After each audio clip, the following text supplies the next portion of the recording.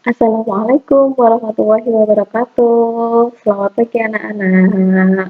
Ya, hari ini kita belajar tentang tematik, tema 7, subtema 2, pembelajaran 2 dan 3. Ya, sebelum dimulai silahkan berdoa ya. Semoga apa yang kita lakukan hari ini bisa berjalan dengan lancar. Pada pembelajaran 2 dan 3 ada beberapa hal yang kita pelajari. Yang pertama itu tentang pola lantai gerak tarik kreasi daerah. Tentang pola lantai. Pola lantai itu adalah garis di lantai yang dilalui penari saat melakukan gerakan tari. Walaupun garisnya itu sebenarnya tidak terlihat ya. Kemudian yang pola lantai itu ada dua, pola garis lurus dan pola garis lengkung. Nah, kalau pola garis lurus itu contohnya ada zigzag, segitiga, diagonal, lurus, ini lurus ya, lurus horizontal, lurus ke depan, itu yang garis lurus itu yang ada hubungannya dengan garis.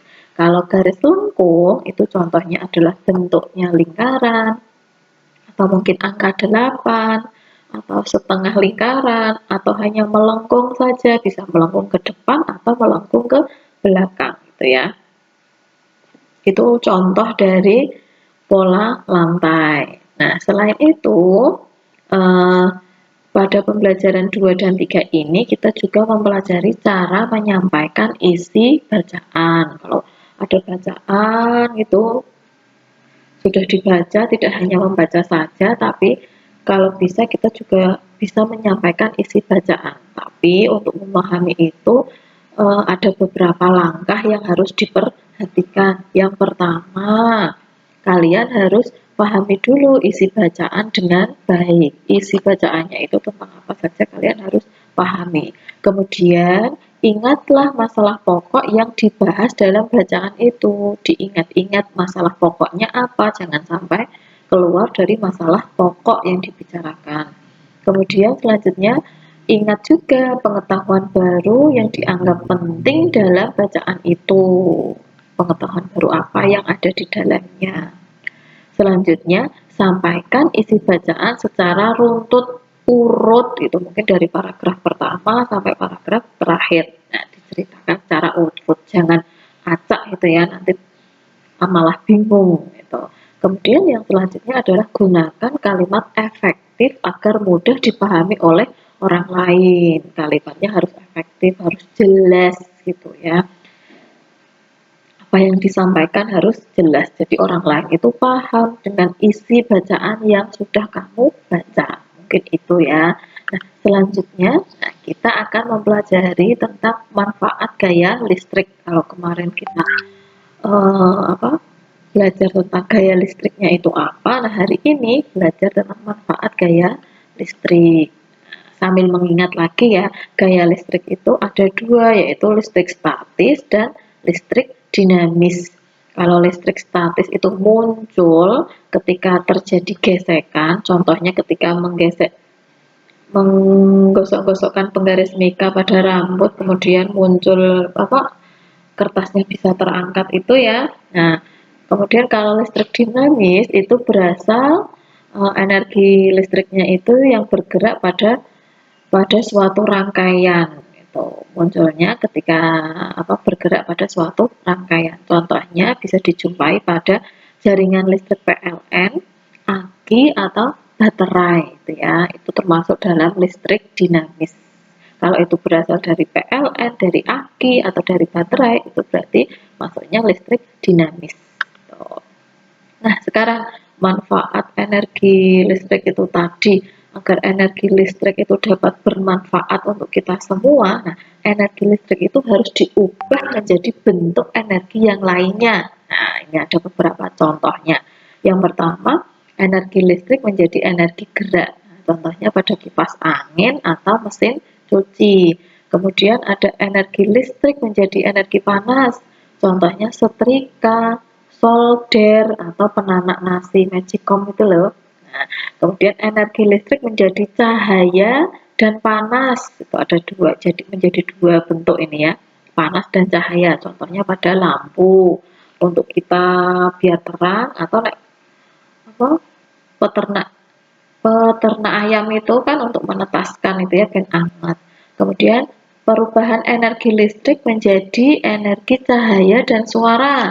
Contohnya televisi dan komputer. Kemudian ada perubahan energi listrik menjadi energi kimia. Contohnya pada proses pelapisan emas. Tuh ya. Nanti contoh lain bisa kalian lihat di Google. Nah, pembelajaran ini nanti juga bisa kalian lihat di buku temanya ini ya, silahkan nanti dibaca. Halaman mulai dari halaman 41, silahkan kalian baca. Nah, selanjutnya kita belajar tentang keragaman rumah adat di Indonesia. Kemarin sudah suku, sudah bahasa. Nah, sekarang kita belajar tentang rumah adatnya. Ada beberapa yang bisa kita lihat. Yang pertama adalah ini, rumah tongkonan, berasal dari Sulawesi Utara. Ciri khasnya rumahnya panggung terbuat dari kayu. Kemudian ukuran pintunya kecil, atapnya dari bambu, arah rumahnya biasanya mengarah ke utara atau ke selatan. Terus yang kedua ada rumah gadang. Ini rumah gadang. Ini adalah rumah adat Minangkabau, Sumatera Barat. Ciri khasnya atapnya menyerupai tanduk kerbau ini ya, tanduk kerbau seperti tanduk kerbau.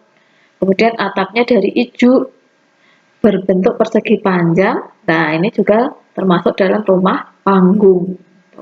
Kemudian ada rumah honai. Itu berasal dari Papua, bentuknya seperti ini.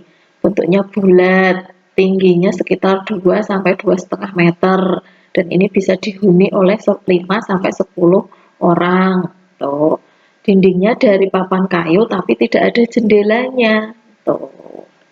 Nah, ini ada juga rumah joglo. Ini adalah rumah adat dari Jawa Tengah, Jogja, dan Jawa Timur. Kemudian ada rumah lamin dari Kalimantan Timur, dan masih ada banyak lagi ya. Nanti kalian bisa lihat di buku tema 7-nya. Nah, itu penjelasan hari ini. Nah, tugasnya kalian nanti mengerjakan soal yang Bu Guru tulis melalui Google Form. Itu nanti Bu Guru bagikan melalui grup WA ya. Terima kasih untuk hari ini. Tetap semangat belajar dari rumahnya. Jangan lupa sholat 5 waktunya ya. Jangan sampai tertinggal atau sampai bolong gitu. Itu saja, kurang lebihnya mohon maaf. Wassalamualaikum warahmatullahi wabarakatuh.